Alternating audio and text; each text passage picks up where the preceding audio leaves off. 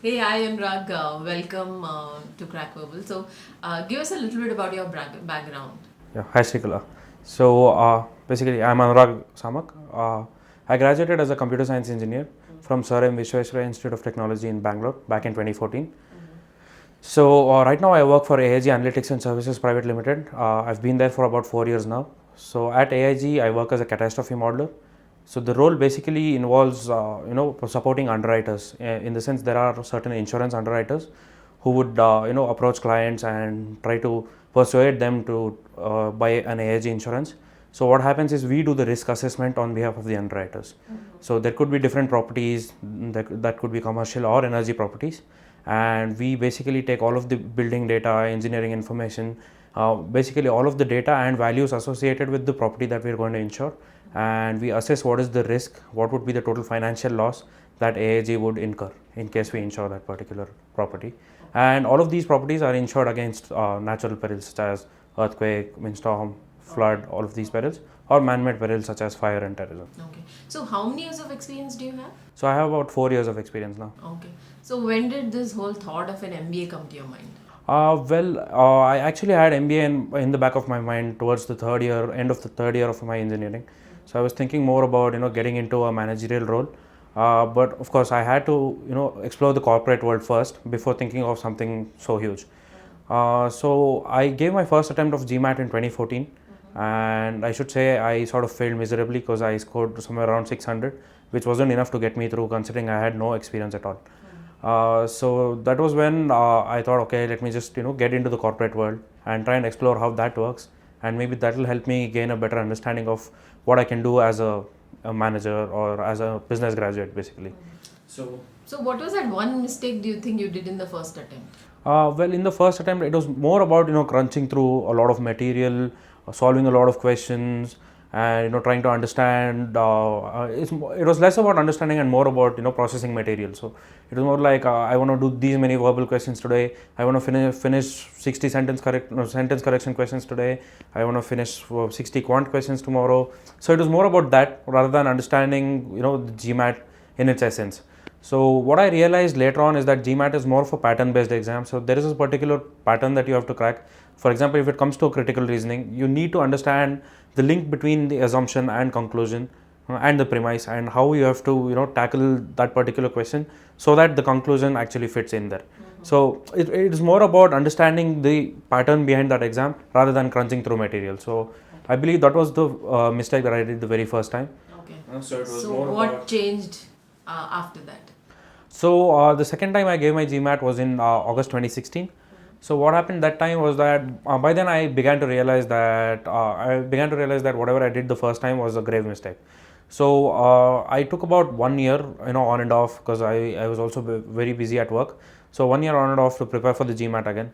So what I did differently this time was I first of all maintained an error log, to try and find out where I'm going wrong, what are the particular sections that I'm going wrong at, and how I can tackle those.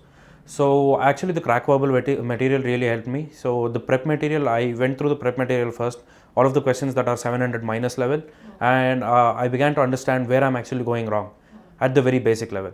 And I actually started rectifying that, working towards eliminating those weaknesses first, and then eventually I just moved on to the advanced material, 700 plus questions, and I was able to tackle those questions better. So in a sense, I can sort of say that I began to crack the GMAT pattern as such. I began realizing which questions actually come as a curveball, and which questions are straightforward, and how to actually not get totally stumped by the GMAT questions, how to answer them consistently, and so on. So I think that is what really is the difference between my 2 rounds of preparation. You attended our classroom program, right? Yes. Okay. So, something that you feel was really different about the classroom program? Well, the classroom program. So one thing I would like to say is that the instructors here have a really good understanding of the GMAT exam. So almost on the level of the GMAT guys themselves, I guess.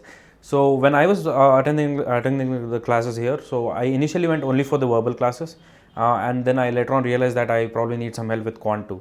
And I was still studying in my undergraduate program that time. So I thought, okay, I have a head start when it comes to quant because I was still in touch with all of those subjects as compared to many other people who are 2 or 3 years into their job. But then so I started off with the verbal section, and I expected that to be the easier section out of the two, but in fact it was the opposite. So when we started off with sentence correction, I guess it was Arun who was taking those classes, and he just went through it very smoothly. So I began to understand that there is more to verbal than what meets the eye. So sentence correction, for instance, and reading comprehension. So we are used to the regular reading comprehension passages where everything is just straightforward. The questions are straightforward. So you'll just look at the question, go back to the paragraph and answer it. But the GMAT RC is the real deal. So Arun actually helped us understand how to crack it, how to map through the RC passage, and create links between different paragraphs, and then basically that would help us answer questions. So in the class, I could sort of understand that the tutors actually have an in-depth understanding of the questions that are that are actually posed in the GMAT exam. So Anurag, tell us a little bit about your application journey. So how did you, what was your thought process behind selecting schools, and like which geography you really want to go to? Right. So my focus was mainly on the US, and there were a couple of schools in Europe that I had shortlisted. Schools. So one of them was Erasmus University Rotterdam School of Management in Netherlands, and the other school was Oxford State School of Business, Oxford in England. So these were the two options I looked for in Europe, and the rest of the options were actually in the United States. So my particular reasoning behind this was I was looking at more at the post MBA employment statistics in those regions, and I felt US is the place for us to do an MBA. So that was basically my thinking behind going for schools in particular geographies. So originally I applied for 2018 fall, and I had applied to a total of about 7 schools. My very first application was to the Rotterdam School of Management. And one thing about the European programs is that they stress a lot on work experience. Most of them, in fact, insist that you have to have 3 years of work experience at least. And an average of 5 or 6 years of work experience actually gives you an edge as compared to people with lesser experience. So when I was going through my application process, so it is more about essays. This is where the MBA application differs from an MS application. It's not like just an SOP. It's more about essays and how much better you can personalize your essays, and how much better you can tackle those different concepts, and basically you can say advertise your own achievements, or sort of sell yourself as such, in a very efficient manner. So when my application process began, I was going through different essays, different topics, coming up with a lot of material, and then writing down about all that, trying to put it in the exact word count. So that is how it began. So I began writing essays, going through different topics, and then submitting the applications. So what happened the very first time was that I can sort of say I was relying more only on the GMAT score and on the essays, and not on the overall profile as such. So what was your GMAT score? My GMAT score was 710. 710. Yeah. So the very first time it was 600, and when I took the GMAT again in 2016, it was 710. So I thought, okay, a 710 would get me through easily, but this is where it was a real eye opener for me. So the competition is actually immense, and there are a lot of Indians who are actually competing with us as well, and there are different categories that the schools look for, diversity category. So it also depends on your professional experience, your undergraduate background. All of these things actually factor in, and I didn't know about this the very first time when I was applying. So I applied to about 7 schools, and I got interview calls only from 2 schools, and I gave my interviews as well, and I was waitlisted in both the schools the very first time and eventually rejected. That is when I thought, okay, maybe I should start working more on my profile, and maybe I should submit more pristine essays, and then focus on all of these diversity factors and try to understand where exactly my application would get through. So the second time when I was researching for schools, I was just going through the Financial Times ranking list. I was going through the reviews of each school, trying to look through the employment report, the placement report of each school, and understand, okay, how different things work, how MBA works in a particular school, what do they specialize in, and I also started looking at the geographical areas, like where in the US, how many employment opportunities can I find here, and so on. So that was my that was the variation when I was applying for the second time. So when I started applying for the second time, yes, my essays were more focused about what my achievements are and what my professional background is and how I can best leverage that to try and get into the MBA program. Plus there were a few changes in my profile as compared to the first time. So I had a promotion and I had a bit of international experience this time, and that really helped me. It actually went quite a long way.